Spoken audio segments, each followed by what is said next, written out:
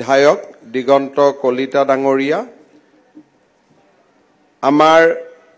Veterinary আৰু animal হাজবেণ্ডাৰী বিভাগৰ প্ৰধান সচিব মনীষ ঠাকুৰ ডাঙৰীয়া, মুখ্যমন্ত্ৰীৰ সমগ্ৰ গ্ৰাম্য যোজনাৰ মুখ্য কাৰ্যবাহী বিষয়া পদ্মপাণি বৰা ডাঙৰীয়া, ভেটেনাৰী আৰু এনিমেল হাজবেণ্ডাৰী বিভাগৰ সচিব অভিজিত বৰুৱা ডাঙৰীয়া, জিলা আয়ুক্ত দেৱ মিশ্ৰ ডাঙৰীয়া, উপস্থিত সুধীবৃন্দ। মুখ্যমন্ত্ৰীৰ সমগ্ৰ গ্ৰাম্য উন্নয়ন যোজনাৰ অন্তৰ্গত অসম দুগ্ধ মাংস আৰু কণী অভিযান সমিতিৰ অধীনত জালুকবাৰী বিধানসভা সমষ্টিৰ পশুধন খণ্ডত প্ৰগতিশীল কৃষকৰ বাবে জীৱিকা আৰু নিয়োগ সৃষ্টিৰ উদ্দেশ্যে আজি আৰম্ভ কৰা প্ৰকল্পটিৰ শুভ উদ্বোধন কৰিবলৈ পাই মই গৌৰৱ অনুভৱ কৰিছো। লগতে মহাবাহু কৃষক উৎপাদন সমিতিক সমূহীয়া উন্নয়ন প্ৰকল্পৰ অধীনত উন্নত প্ৰযুক্তিৰ ধান মৰাণ যন্ত্ৰ এটাও আগবঢ়াবলৈ পাই মই সঁচাকৈয়ে আনন্দিত হৈছো। আমাৰ ৰাজ্যৰ অৰ্থনৈতিক ক্ষেত্ৰখনক স্বাৱলম্বী কৰি গঢ়ি তুলিবৰ বাবে আমি ৰাজ্যখনত কৃষিজাত সামগ্ৰী পশুপালনক আমি এক জীৱন্ত ক্ষেত্ৰলৈ ৰূপান্তৰ কৰিব লাগিব। ঘৰুৱাভাৱে আমি কৰা উৎপাদনসমূহে এটা পৰ্যায়লৈ আমাক লৈ যাব পাৰে, কিন্তু বাণিজ্যিক পৰ্যায়ত আমি যেতিয়া উৎপাদনৰ কথা চিন্তা কৰিম তেতিয়াহে আমাৰ ৰাজ্যখনত আত্মনিৰ্ভৰশীলতা গঢ়ি উঠিব পাৰে। আজি যদি আমি দেখা পাওঁ অসম আৰু পশ্চিমবংগৰ মাজত দূৰত্ব একেবাৰে নাই। ধুবুৰী যদি পাৰ হওঁ আমি পশ্চিমবংগত প্ৰৱেশ কৰোঁ, কিন্তু পশ্চিমবংগত যিমান কৃষিজাত সামগ্ৰী বা পশুধন আদিৰ অৰ্থনীতি হয় তাৰ তুলনাত অসম এতিয়াও নিচেই চালুকীয়া অৱস্থাত আছে। এতিয়াও আমাৰ ৰাজ্যত অন্ধ্ৰপ্ৰদেশৰ পৰা মাছ আহে, এতিয়াও আমাৰ ৰাজ্যত বাহিৰৰ পৰা কণী আহে, ছাগলীৰ মাংসৰ বাবে এতিয়াও আমি বাহিৰৰ ৰাজ্যৰ ওপৰত ডিপেণ্ডেণ্ট হৈ আছো, আৰু গাখীৰ আমি এতিয়াও আমুল বা আন বিভিন্ন কোঅপাৰেটিভৰ জৰিয়তে বাহিৰৰ পৰা আনি অসমত আমি তাক ব্যৱহাৰ কৰোঁ। আমি যদি কেতিয়াবা কোকৰাঝাৰ বা ধুবুৰী জিলাৰ অসম পশ্চিমবংগ সীমান্তত থিয় হওঁ তেতিয়াহ'লে আমি দেখা পাম যে বাহিৰৰ পৰা আমাৰ অসমলৈ কিমান খাদ্যবস্তু আহে, আৰু অসমৰ পৰা ওলাই যোৱা ট্ৰাকসমূহত সাধাৰণতে কয়লা থাকে, আৰু বাহিৰৰ পৰা অহা ট্ৰাকসমূহত চাউল দালি খোৱা সামগ্ৰীবিলাক পৰিপূৰ্ণ হৈ থাকে। ইয়াৰ মূল কাৰণটোৱে হ'ল যে আমি বহু দিনলৈ ব্যৱসায়িক ভিত্তিত খেতি কৰিবলৈ বা ব্যৱসায়িক ভিত্তিত পশুপালন কৰাৰ বাবে চেষ্টা কৰা নাছিলোঁ। আমাৰ ৰাজ্যত লাহে লাহে কৃষি আৰু পশুপালন দুগ্ধ পালনত এটা নতুন ধাৰণাৰ সৃষ্টি হৈছে। গৰুখুটি কন্যাকাৰ দৰে কৃষি পামসমূহ নিৰ্মাণ হৈছে আৰু বহুতো প্ৰগতিশীল কৃষকৰ জন্ম হৈছে। আজি আমাৰ অসমত লাহে লাহে নিতৌ 1 লাখতকৈও কণী উৎপাদন কৰা খেতিয়ক সৃষ্টি হৈছে, আৰু বিভিন্ন ধৰণৰ কৃষিজাত সামগ্ৰীক পেকেজিঙলৈকে ৰূপান্তৰ কৰি অধিক মূল্য লাভ কৰাৰ বাবে এক অৰ্থনৈতিক বিপ্লৱ আৰম্ভ হৈছে। আমাৰ ৰাজ্যৰ নতুন অৰ্থনৈতিক বিপ্লৱত বহুতো শিক্ষিত যুৱক যুৱতীয়ে আগভাগ লৈছে। আৰু এনে বহুজনক আমি অসম গৌৰৱ অসম সৌৰভ বঁটাৰে সন্মানিত কৰিছো যেতিয়া এখন ৰাজ্য বা এখন দেশত শিক্ষিত যুৱক যুৱতীসকলে কৃষি খণ্ডত কাম কৰিবলৈ আগবাঢ়ি আহে পশুপালন ক্ষেত্ৰখনত কাম কৰিবলৈ আগবাঢ়ি আহে দুগ্ধ পালনৰ বাবে আগবাঢ়ি আহে সেই ৰাজ্যখন লাহে লাহে স্বনিৰ্ভৰশীল হ'বলৈ আৰম্ভ কৰে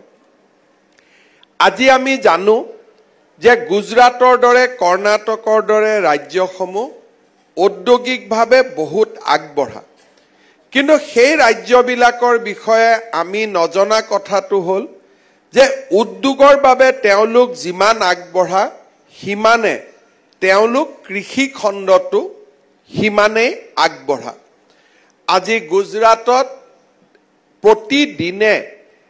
1 কোটি লিটাৰ গাখীৰ উৎপাদন হয় কিমান গাখীৰ উৎপাদন হয় 1 কোটি লিটাৰ গাখীৰ উৎপাদন হয় আৰু গুজৰাটৰ কৃষক আৰু মহিলাসকলে সৰু সৰুকৈ নিজৰ ঘৰত গাই পালন কৰি সেই গাইৰ পৰা দুগ্ধ সংগ্ৰহ কৰি প্ৰাইমেৰী কোঅপাৰেটিভৰ পৰা সেকেন্ডাৰী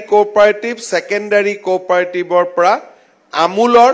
এক দুগ্ধ বিপ্লৱলৈকে পৰিৱৰ্তন কৰিছে কৰ্ণাটকত আমি নিতৌ 60 লাখ লিটাৰ গাখীৰ উৎপাদন কৰা প্ৰত্যক্ষ কৰিছো কৰ্ণাটকৰ নন্দিনী ব্ৰেণ্ড হি আজি পৃথিৱীৰ বহু জাগালৈকে দুগ্ধজাত সামগ্ৰী ৰপ্তানি কৰে যদি আমি চাবলৈ যাওঁ যে গুজৰাটত 1 কোটি লিটাৰ গাখীৰ উৎপাদন কৰাৰ বিপৰীতে বাণিজ্যিক গাখীৰ ঘৰত খোৱা গাখীৰটো নহয় অসমত আমি কিমান গাখীৰ উৎপাদন কৰো আমি অসমত প্ৰতিদিনে 1 লাখ লিটাৰ গাখীৰ উৎপাদন কৰো বাণিজ্যিক স্তৰত 1 কোটি গুজৰাট আৰু অসম 1 লাখ তাৰমানে আমি গুজৰাটক চুবৰ বাবে কিমান সময় লাগিব বুলি কলে বছৰত 1 লাখ কৰি বাঢ়ি গলেও আমাক 100 বছৰ লাগিব আৰু যোৱা 5টা বছৰত আমি প্ৰচেষ্টা কৰাৰ পিছতো আমি 2 লাখ গৈ চুব পৰা নাই অৰ্থাৎ 2 লাখ লিটাৰ গাখীৰ উৎপাদনৰ বাবে আমাক 5 বছৰৰ প্ৰচেষ্টাটো আমি 2 লাখ লিটাৰ গাখীৰলৈ যাব পৰা নাই কাৰণ আমাৰ শিক্ষিত যুৱক যুৱতীসকল এতিয়াও কৃষি খণ্ডলৈ আগবাঢ়ি আহিবৰ বাবে আগ্ৰহী নহয় চৰকাৰী চাকৰি নহলে বাহিৰৰ ৰাজ্যত গৈ সিকিউৰিটি গাৰ্ড ইমানত আমি সন্তুষ্ট থাকো কিন্তু সিকিউৰিটি গাৰ্ডত পোৱা 6000-7000 টকা আমি যে ঘৰত বহি উৎপাদন কৰিব পাৰো সেই বিকল্প চিন্তা এতিয়াও আমাৰ জাতিটোত সঞ্চাৰিত হোৱা নাই আমাৰ ঘৰতে বহি আমি আমাৰ পৰিয়াল আৰু গাঁওখনৰ জীৱনৰ আমি পৰিৱৰ্তন কৰিব পাৰো আৰু গুজৰাট কৰ্ণাটকৰ দৰে ৰাজ্যই এফালে ইনফৰমেশন টেকনলজি আইটি ৰিভলিউচনৰ কেন্দ্ৰ হৈছে আৰু আনফালে কৃষি পশুপালন ক্ষেত্ৰটো উৎকৰ্ষতাক স্পৰ্শ কৰিছে অৰ্থাৎ উদ্যোগীকৰণো হৈছে কৃষি খণ্ডৰো আধুনিকৰণ হৈছে আজি আমাৰ চৰকাৰে দুগ্ধ উৎপাদনত নিজৰ ভৰিত নিজে থিয় হ'বলৈ মাছ উৎপাদনত নিজৰ ভৰিত নিজে থিয় হ'বলৈ এক প্ৰচেষ্টা চলাইছে অলপ অলপ আমি সফল হৈছো কিন্তু প্ৰতিযোগিতাৰ দৃষ্টিভংগীৰ পৰা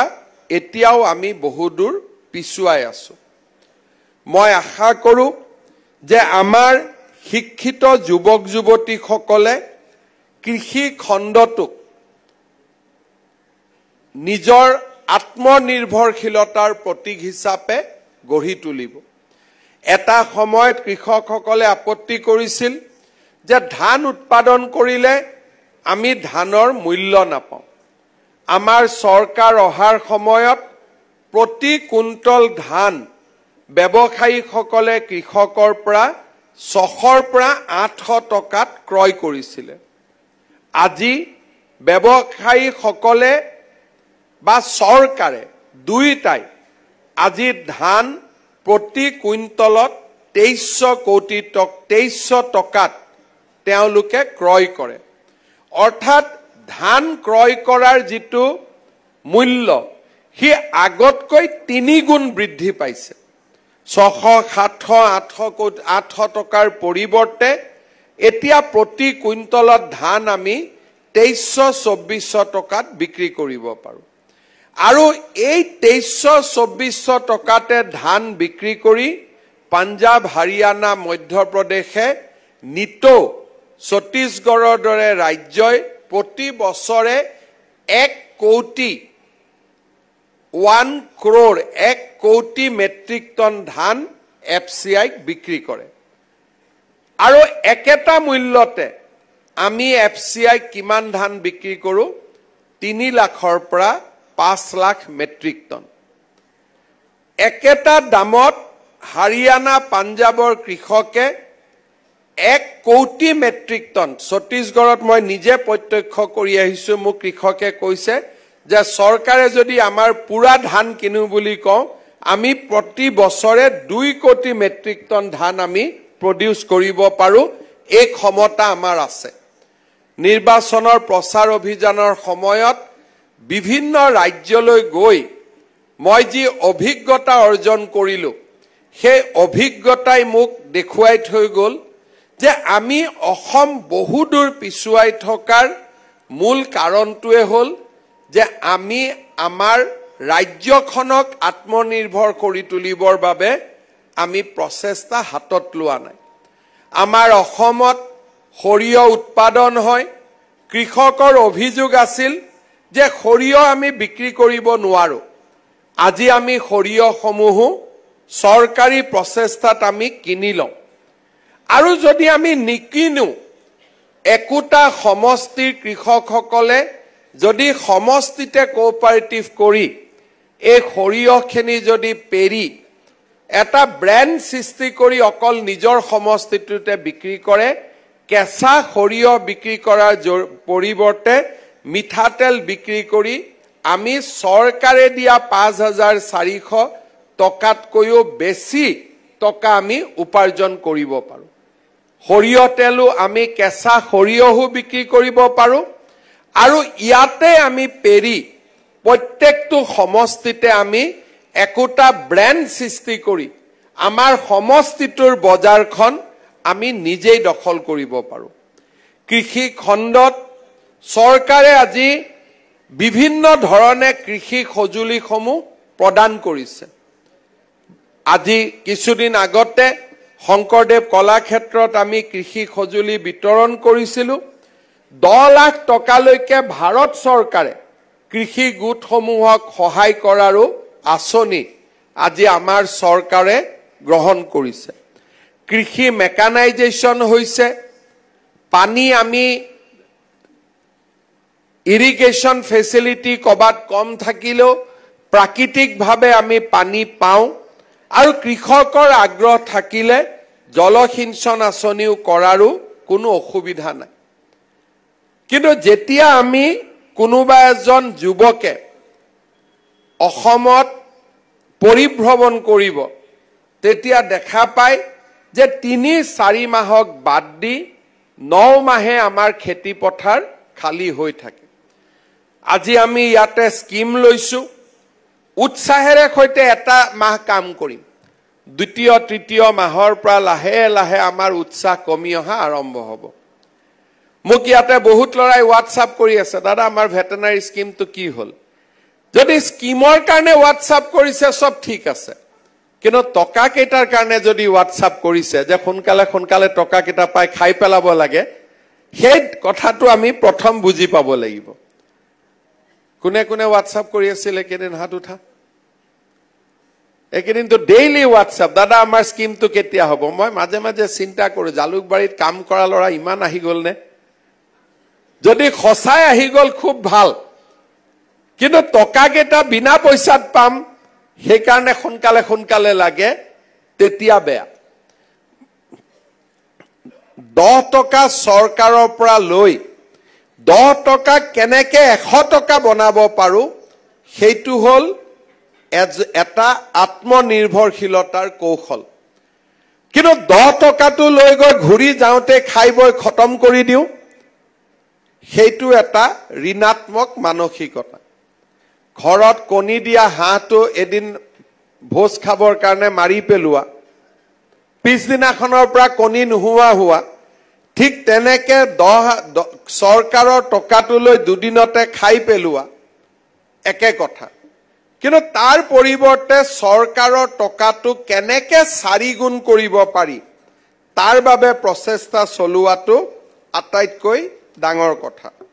আজি আমাৰ জালুকবাৰী সমষ্টিৰ 890 জন যুৱক যুৱতী এই আঁচনিৰ পৰা সফল হ'ব বেজেৰা উন্নয়ন খণ্ডৰ বেজেৰা আগদলা মান্দাকাটা ধোপাতৰি আৰু ৰুদ্ৰেশ্বৰ পঞ্চায়তত এই প্ৰকল্প আমি সামৰি লৈছো বেজেৰাত 20টা আগদলাত 10টা মান্দাকাটাত 21টা ধোপাতৰিত 27টা ৰুদ্ৰেশ্বৰত 11টা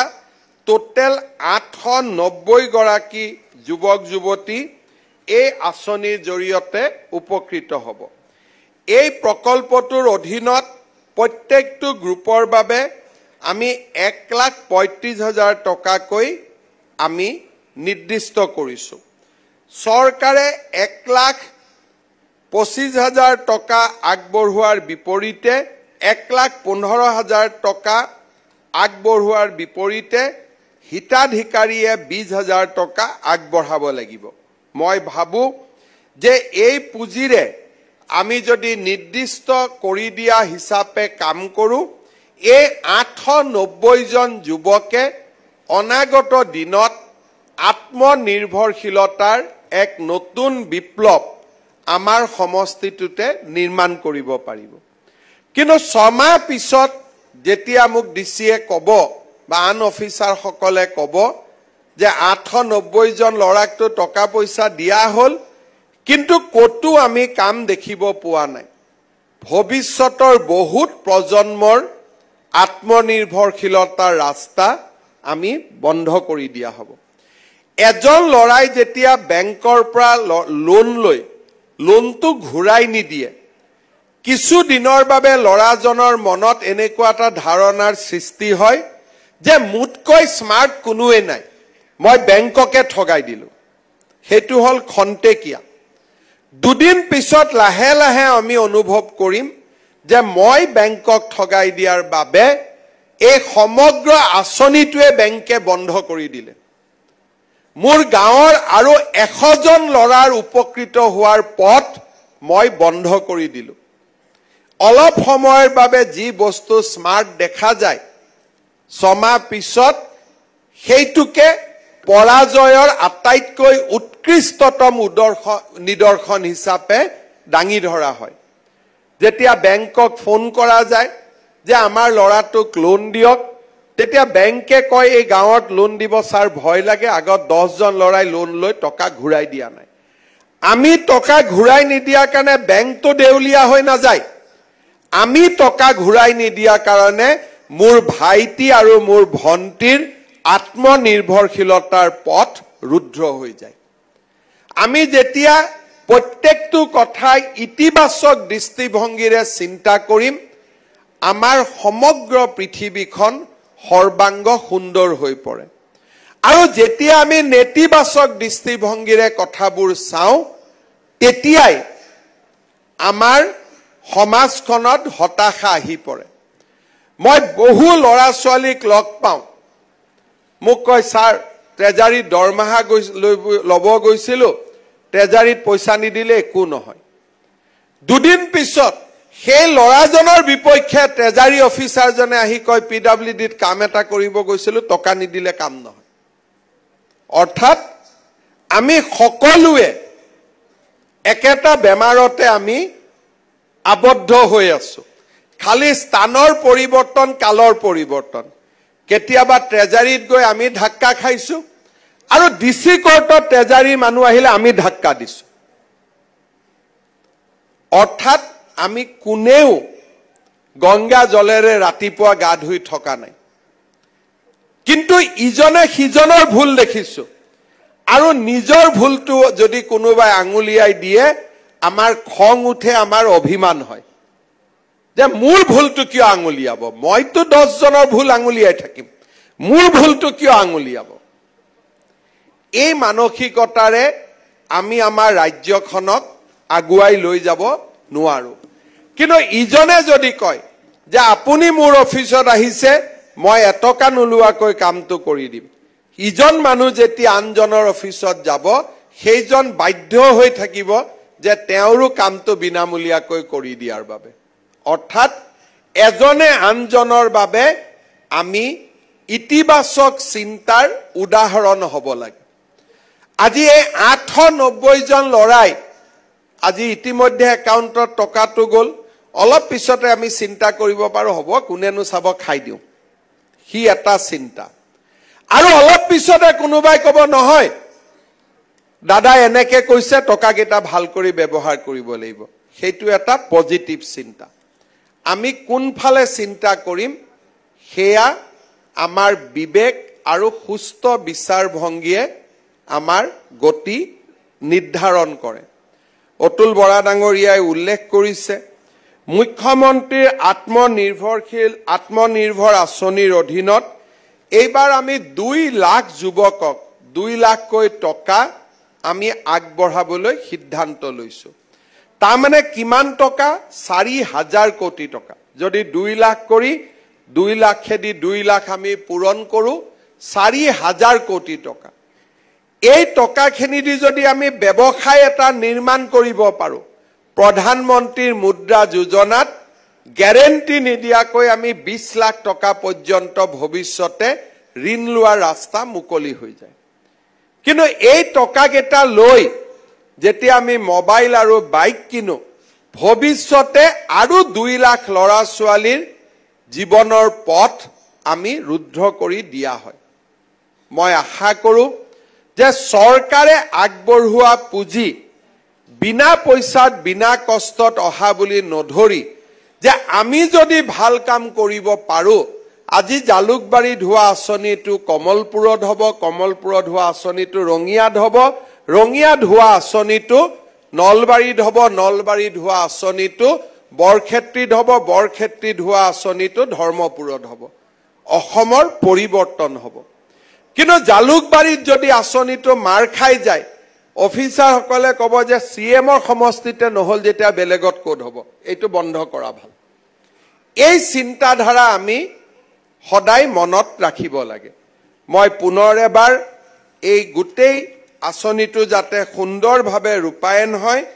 তাৰ বাবে মই আটাইকে অনুৰোধ কৰিম যোৱা কিছুদিনত আমাৰ সমষ্টিত কৃষিৰ ওপৰত গুৰুত্ব আৰোপ কৰি বিশেষকৈ বনমজা আঠিয়াবৈ মলং আদি অঞ্চলত খুব ভাল খেতিৰ ওপৰত আমাৰ ডেকা লৰা ছোৱালী সকলে কাম কৰা আৰম্ভ কৰিছে আৰু এনেকুৱা প্ৰচেষ্টা আমি প্ৰত্যেকখন গাঁৱতে কৰিব পাৰো চৰকাৰে প্ৰত্যেকটো পজিটিভ চিন্তাকে সহায় কৰিব দুগ্ধ উৎপাদনৰ ক্ষেত্ৰতো আমি বহুত ব্যৱস্থা হাতত লৈছো এতিয়া আমি ইমানলৈকে বৈজ্ঞানিক চিন্তাধাৰা আনিছো যে আমাৰ ভেটেনাৰী ডিপাৰ্টমেন্টৰ গোপালক সকলে আপোনালোকৰ গৰুত বেজি দিব আৰু সেই বেজিটোৰ ফলত সদায় আমাৰ গাই গৰুৱে জন্ম হ'ব কেতিয়াও হাড় গৰু জন্ম নহয় যাক আমি সেক্স শৰ্টেড সিমেন্ট বুলি কওঁ আমি যদি যি সকলে আজি ইয়াতে গাই কিনিম ভেটেনাৰী ডিপাৰ্টমেন্টৰ লগত কথা পাতি সেক্স শৰ্টেড সিমেন্ট লগে লগে আপোনালোকে আনি ল'ব আমাৰ গোপালক গোমিত্ৰ সকলে এই আঁচনিটো চলাই আছে চৰকাৰে পুঁজি দিছে আমি কিমান গৰু কেতিয়ালৈকে দিব পাৰিছো তুলা সেক্স শৰ্টেড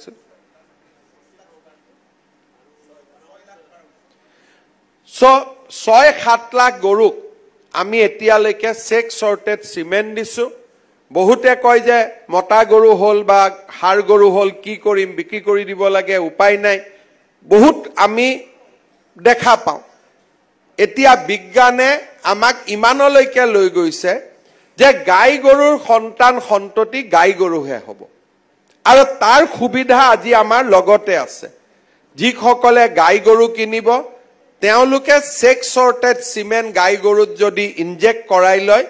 তেতিয়ালে এইটো চিন্তা কৰিব নালাগে স্যাৰ গাই গৰু হালুৱা গৰু হৈ গল ইয়াতো হালুৱা গৰু কাম নাই গৰু বিক্ৰী কৰিব লাগিব গতিকে এই চিন্তাবিলাকো লাহে লাহে আমাৰ নোহোৱা হৈছে মই জিলা আয়ুক্ত মহোদয়ক অনুৰোধ কৰিম যে এই গোটেই আমাৰ কৃষকসকলক লৈ আজি যিসকল উপকৃত হৈছে তেওঁলোকৰ লগত আলাপ আলোচনা কৰি টকাখিনি যাতে শুদ্ধ ব্যৱহাৰ হয় তাৰ বাবে প্ৰচেষ্টা কৰিব গৰুৰ গোবৰেদিও আজিকালি আমি বায়োগেছ বনাও আজি আমাৰ বায়োগেছ আৰু বায়ো সিএনজিৰ ক্ষেত্ৰত লাহে লাহে ভাৰত এক বিশ্ব মহাশক্তিত পৰিণত হ'ব গৈ আছে আমাৰ ঘৰৰ খেতি পথাৰত ধান উৎপাদন নকৰি এতিয়া যদি আমি নাইপাৰ ঘাঁহু আমি উৎপাদন কৰিব আৰম্ভ কৰো তাৰ পৰা আমি পেট্ৰল ডিজেললৈকে আমি বনাব পাৰো কৃষি খণ্ডত বহুত ডাঙৰ পৰিৱৰ্তন হ'ব গৈ আছে গ্ৰীণ এনাৰ্জিৰ পৰা নিউট্ৰিশনেল ফুডলৈকে আমি বহুত কাম কৰিব পাৰিম মই জালুকবাৰী সমষ্টিৰ হিতাধিকাৰী সকলক সুস্থ চিন্তাৰে আগবাঢ়ি আহিবলৈ অনুৰোধ জনাম আজি আন কথা মই ক'ব খোজা নাই আমাৰ সমষ্টিটোত নিতো উন্নয়নৰ কামকাজ চলি আছে আজিও খোৱালকুছি আৰু পলাশবাৰীৰ মাজত নতুন দলং নিৰ্মাণৰ কাম আৰম্ভ হ'ল গুৱাহাটী উত্তৰ গুৱাহাটীৰ দলং অহা জুলাই মাহত আমি উদ্বোধন কৰিব পৰা অৱস্থালৈ যাম আৰু মই ভাবো যে এইবিলাকৰ ফলত বেজেৰা বাইহাটা চাৰিআলিৰ ল'ৰাজনে গাখীৰ উৎপাদন কৰি আমি পুনে পুনে গুৱাহাটীৰ বজাৰখন 15 মিনিটৰ ভিতৰত আমি দখল কৰিব পৰা অৱস্থালৈ আজি আমি আহিছো দূৰত্বক আজি আমি পৰাজিত কৰিছো যেতিয়া মই জালুকবাৰী সমষ্টিৰ বিধায়ক হৈছিলো মান্দাকাটা বেজেৰাত যাবৰ কাৰণে যিমান সময় লাগিছিল গুৱাহাটী উত্তৰ গুৱাহাটী নাৰেংগী কুৰুৱাৰ দলং হোৱাৰ পিছত গুৱাহাটী আমাৰ বাবে ৰিং এটাৰ সমান দূৰত হ'ব আমি বেজেৰাত চিঞৰিলে দিছপুৰত মই শুনা পাম মান্দাকাটাত মোক মাতিলে মই দিছপুৰত শুনা পাম লেঙাত মাতিলে মই দিছপুৰত শুনা পাম ৰাতিপুৱা আগতে লেঙালৈকে আহিবলৈ এটা দিনজোৰা প্ৰচেষ্টাৰ প্ৰয়োজন আছিল এটা দিছপুৰৰ পৰা লেঙালৈ 10 মিনিটত আহি ঘূৰি যাব পৰা অৱস্থা হম পৰিৱৰ্তন